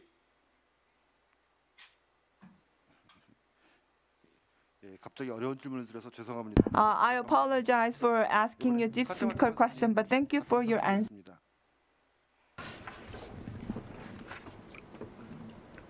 Is it okay? Oh. Yes, we can hear you well. Please proceed with your answer. Yes. With regard to the employees invention. 네, 직무 발명 관련해서. Sorry. I hear how it's okay. With regard to employees inventions, we have two cases which is judged by the Supreme Court. The first one is Olympus Case in 2003. And the second one is Hitachi case in 2006. In Olympus case, related to the obligation of the employer, and the Hitachi case clarified that the employee can claim compensation for the patent registered in the foreign countries. And with regard to the calculation of the compensation, there are several important cases judged by IP High Court, which I have referred to so far. For example, Canon case, which held how to calculate the monopoly profit, and Mitsubishi Chemical case showed the factors taken into consideration to calculate the contribution ratio of the employer. And semiconductor integrated circuit device fabrication method case related to royalty-free cross-license agreement. And rather industry case treat a lot of issues related to the compensation. And please see my answer in reference book on the conference in detail, and you can also find in the English summary of these cases in the website of IP High Court Japan. And in addition to that, I would like to introduce one most popular employee inventions case in Japan, which is called Blue Light Emitting Diode case, Blue LED case. Actually, the inventor and the invention were well known in Japan, and the inventor was awarded Nobel Prize later. This case was concluded by the settlement at Tokyo High Court in 2005. In this settlement, Tokyo High Court assessed the contribution of the employer is 95%, although the court admitted the contribution of the inventor is very high. That's all. 예, 답변 감사합니다. Thank you very much for your answer. And next question is about compensation payment and dispute resolution. So if you can briefly talk about the procedure and the governing rules for how to calculate compensation, that will be great. Can you have an agreement on this in advance? And what are the requirements for the compensation considered to be fair? And also, how do you resolve dispute regarding compensation calculation? Do you have many litigations about this kind of dispute? Honorable Ferram first. Thank you. Just on the question of procedure, as a matter of patent law, there's no explicit procedure or method for solving these questions outside of formal litigation. However, there are some general law requirements before the commencement of general litigation. All the patent litigation has to come to the federal court, and before you commence a case in the federal court, you have to certify that you've been through an attempt to settle the dispute. In practice, most cases in the federal court in this area are mediated. Insofar as the parties are concerned, they are, of course, able to stipulate in their contract otherwise in relation to any mechanism for resolving their debate. Insofar as the question of how damages or compensation are to be determined in this area, damages can be compensatory, that is, the employer may be able to seek damages which will put it in the position it would have been in if the infringement had not happened, or they can, in other circumstances, take in the awarding of profits which have been made. So that's all I'd like to say. Thank you.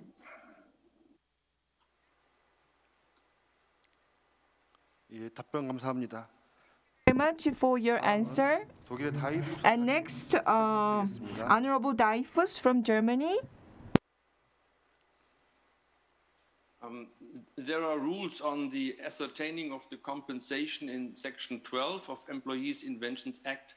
The nature and amount of compensation shall be established by agreement within a reasonable time after the claim to a service invention.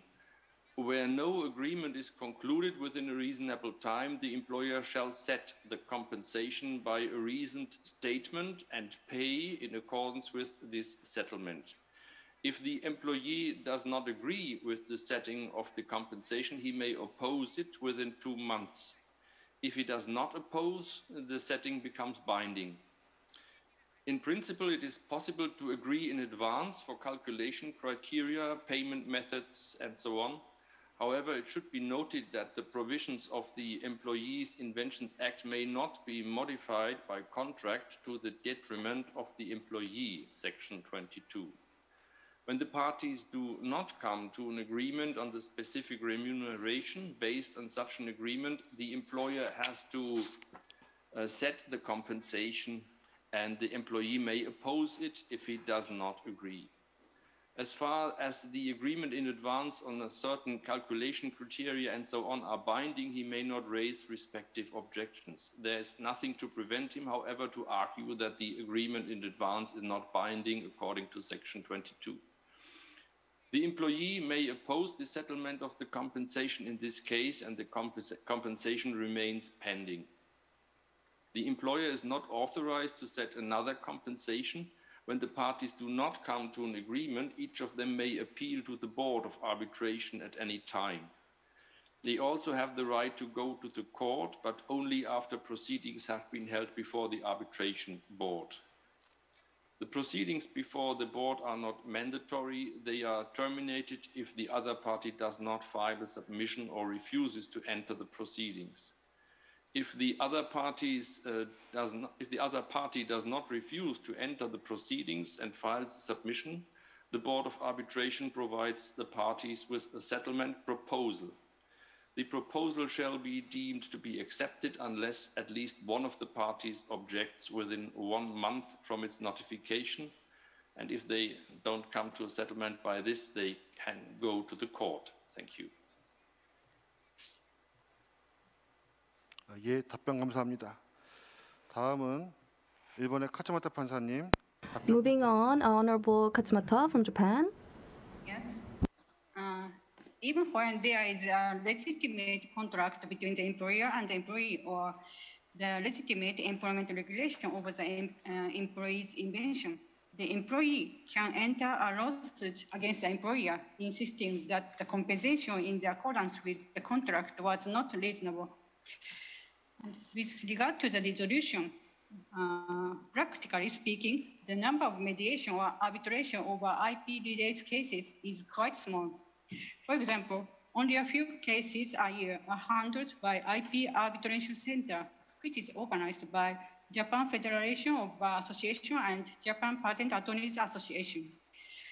Most of disputes are resolved in internal discussion and reached private agreement, and less than 10% of disputes are brought to the court. In Japan, either mediation or arbitration is not required before taking the matter to the court. And to talk about the mediation, IP Division of Tokyo District Court and Osaka District Court started a treat IP mediation 2 years ago. And here it is quite successful in general. However, there is no case related to employees' invention so far. That's all. 예, 감사합니다. Thank you. 다음은 한국 이정 판사님. Now, Judge Lee from Korea.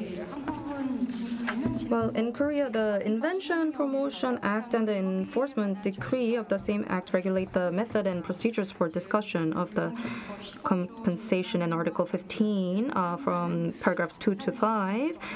The compensation guidelines should be written up, and when making any changes, the employee should be consulted, and if details are set, then it should be notified in writing. So, through contract or regulations, pre-invention agreement can be made, but the procedures should be followed, and the employer can set up a committee for deliberation on compensation for employees' invention, and also they can ask mediation at other employees, but this is not a necessary procedure. So only cases where the parties fail to reach an agreement, it leads to litigation. But please look at the Article 15 and Paragraph 6 of the Invention Promotion Act. It says that if the procedures prescribed by the article that I just mentioned are not followed, then the compensation does not fall under the scope of reasonable compensation, and thus such compensation may be demanded through litigation. And if the procedures were followed and the compensation was provided, still, if the amount of compensation does not reasonably reflect the profit of the employer and the contribution of the inventor, then still the claims can be filed. So even if the compensation was paid based on the agreement, still there could be additional claims made for additional compensation. From the industries, well, there are some criticism whether it breaches too much into the rights, but if we look at the cases in a close manner, the difference between what was paid and what is deemed to be reasonable could be fairly substantial. So such criticisms are not always has merits. So I think it's an area that needs more research. Thank you. We were supposed to take an answer from Honorable Schweitzer from Switzerland, but due to his condition, he cannot be here with us any longer. But I can read his submitted answer. So there's no rule to be simple, to give you a simple answer. But regarding the opportunity invention, there is a code of obligations in Switzerland, and if the compensation is not considered reasonable, then that amount is not binding. So litigation can be raised, and that litigation goes to the Court of Labor Court. So that was his answer. Now, this will be the last topic of this session. So this session is about a cross-border issue regarding the choice of law. So what if there is a foreign employee of domestic company? What if there is a foreign domestic rationale working at a foreign company? And what if these kind of different nationalities are at play for invention? Then in this case, how is the law chosen to govern this case for this kind of cross-border issues? Please limit your answer to 1 minute. And first, the Honorable Dreyfus in Germany, please. Thank you. Where there is a cross-border issue in connection with the employee's invention, the legal relationship between the employee and the employer shall be determined according to the private international law for the employment relationship. According to a regulation of the European Parliament, an individual employment contract shall be governed by the law chosen by the parties in principle. To the extent that the parties have not chosen the law applicable to the contract shall be governed by the law of the country in which the employee habitually carries out his work in performance of the contract. However, as legal questions regarding a patent are concerned, the principle of territoriality prevails. Thank you.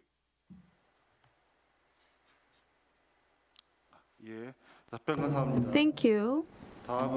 Now, Judge Perrin from Australia, the floor is yours. Thank you very much. Well, in this situation, the first step is to determine the proper law of the employment contract. That involves a test of asking which jurisdiction it has the closest and most real connection with. Typically, the matters which are taken into account in answering that question are the location of the parties, the place of the contract, the place where the contract is performed, and sometimes the location of the assets.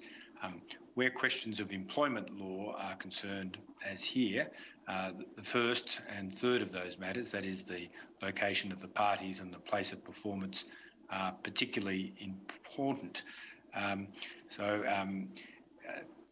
If you had, for example, a contract between a Korean company and a Korean individual, which involved the individual creating an invention, which was then to be made the subject of an application for an Australian patent, it would be reasonably clear that the proper law of that contract would be Korean law. The Australian court would therefore determine the employment issues by reference to Korean law. Insofar as remedies are concerned, the remedies which would be applied would be the remedies afforded by the local court, in this case the Australian court.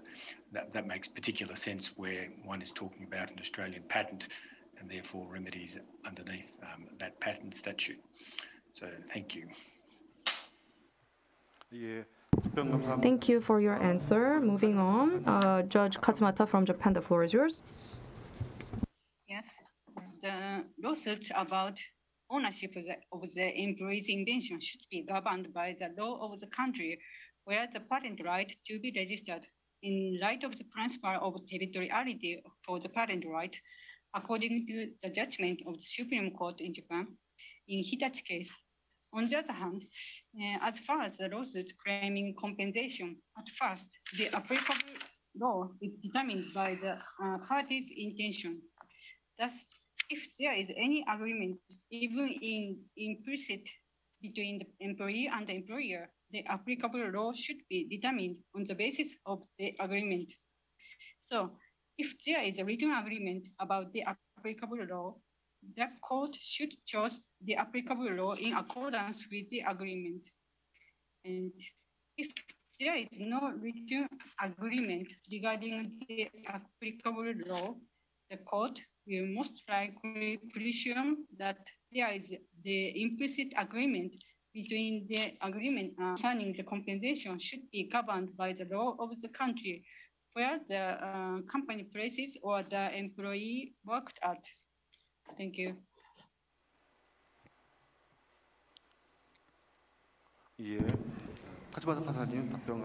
Judge Katsumata, thank you for your answer. And Judge Kim for Korea is the next panel, but he will also read the answer for Switzerland. Together. Thank you. So finally, we are at our last question, so please bear with us. So President Schweitzer sent his written response, so I cannot emulate his voice, but I will summarize his answer and quickly deliver it. There are many similarities with the Korean legislative structure. So in the slide on the top, very top, you can see the summary for Switzerland. So if there if there is agreement between employee and employer regarding choice of law, then that would be upheld. If there is no such agreement, then the location where the employee habitually performs their work will be the country of the choice of law. And if the employee does not habitually perform work in one place, then it is the law of the state of the establishment, and if that is absent, then the domicile or habitual residence of the employer will be referred. So the Federal Act on Private International Law, PILA, which corresponds to the Act on Private International Law, is set in place. So if there is agreement, that comes first. If not, then the contract relationships that is determined in the agreement will be respected. Korea has a very similar case. We have some time, and since we are holding this conference here in Korea, the Supreme Court of Korea's precedents will be looked at. I hope interpreters will be able to handle this. So, the Supreme Court of Korea, when it comes to employees' invention, the ownership or succession or practice or the claim for compensation should be determined based on the contract between the employer and employee. So all the rights and obligations that arise due to employee invention, even if there are cross-border elements, well, the establishment of the patent right of validity and invalidity is not in relation here. So based on territoriality principle, the Article 24 of the Act on Private International Law should be applied in this case. The right to acquire patents would rely on the employment relations, and the rights all arise out of the same employee's invention. So, for the stability of the act, the country of employment should present a uniform set of laws to govern such matters. The governing law for the employment contract should be looked at for dealing with such matters according to the Act on Private International Law. This was the ruling of Supreme Court of Korea. So in sum, when it comes to employees' invention, if there is explicit or implicit agreement between the parties, that should be followed. If there is no such agreement, then the location where the employee habitually performs duties should be looked at. If that is not the case, then the business place that has hired the employee should be the country for the governing law. That was the case for Korea. Thank you. Thank you for your answer. 이것으로 이번 세션에서 준비한 질문은 So with this, we've covered all the questions we prepared for this session. Before concluding this session, I'd like to ask all our panelists to give us one final comment. Please limit your comment to 1 minute. Maybe we can start with Honorable Young-gi Kim from Korea. What a long session, but I think it was really interesting session to all of us. As a judge in IP field, I'm sure that our active interaction over diverse topics today will tremendously contribute to the development of the legal process or legal procedures, as well as pertinent laws for fair resolution of disputes on employee inventions issues. Personally, I feel very sorry for not having all the panels today right here and for not being able to share delicious Korean hot food in this very beautiful fall and maybe watching Squid Game all together. Certainly, I will look forward to the next time. Thank you. 다음 독일의 다이프스 판사님 말씀 부탁드리겠습니다. Judge Dreyfus from Germany. Could you have your last words, please? Yes, thank you. Thank you for the invitation to the conference and the meticulous preparation. I remember well my coming to Seoul in 2016, and I was very touched by the hospitality of the Korean IP court and all of you have taken part. In my eyes, the German law on employees invention is rather complicated, but it has proved its worth. There are very few lawsuits in this issue. Most cases are settled. The rules are widely accepted and a valuable contribution to a prosperous cooperation of employers and employees. Thank you. 감사합니다. Thank you. 미국의 길스텝 법무장님의 And Judge Gilstrip's remarks will be watched in this video. Again, it's been a privilege and an honor to be a participant in this conference, even though it's been done virtually. And I look forward to the next opportunity I'll have to be a part of something like this in the future. Thank you very much. Next, Judge Katsumata from Japan. Your last remarks, please. Yes, thank you for providing an opportunity to explain our practice and the situation in Japan. It was my pleasure to attend such an interesting and fruitful session.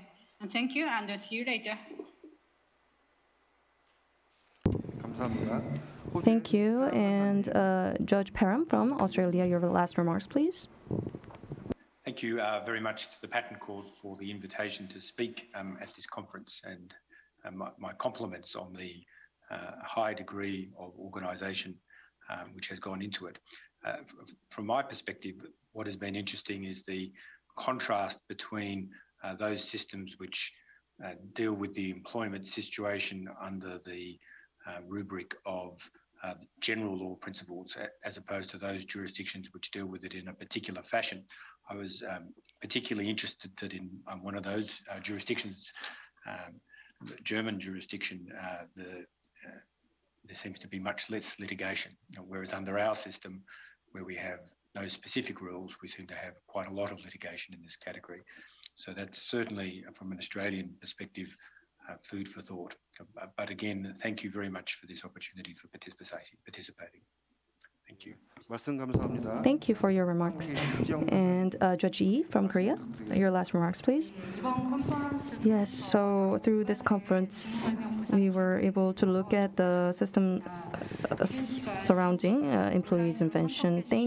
you all participants who joined online and from various time zones, and all of the judges who have sent in valuable materials in advance. And I would like to thank the host of this event, which is the Patent Court of Korea. Thank you for inviting me. I hope COVID-19 will be put to an end swiftly so that we will able to invite all of the panelists here on site and we can have a more in-depth discussion. Thank you.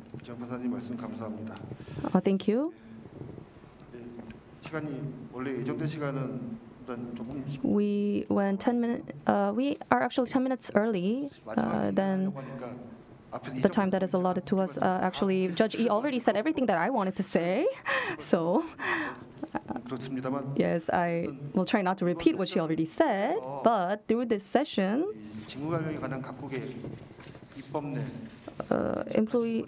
we looked at how the employees' invention is governed under the statutes and the judicial practices of different countries. And Japan and Korea have similar systems in place, but still, I think the actual judicial practices have their differences.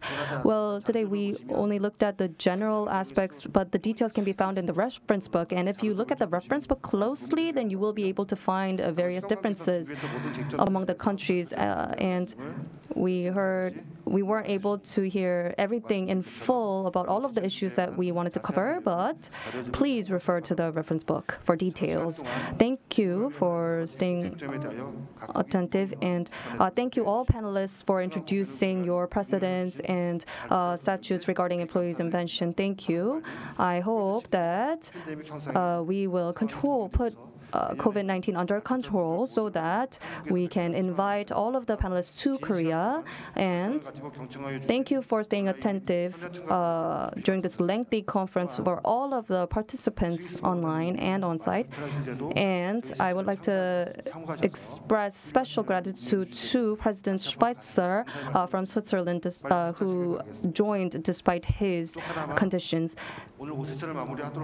So this brings us to the close of session 5, and after lunch, we will be holding a mood arbitration, so please stay tuned. Thank you.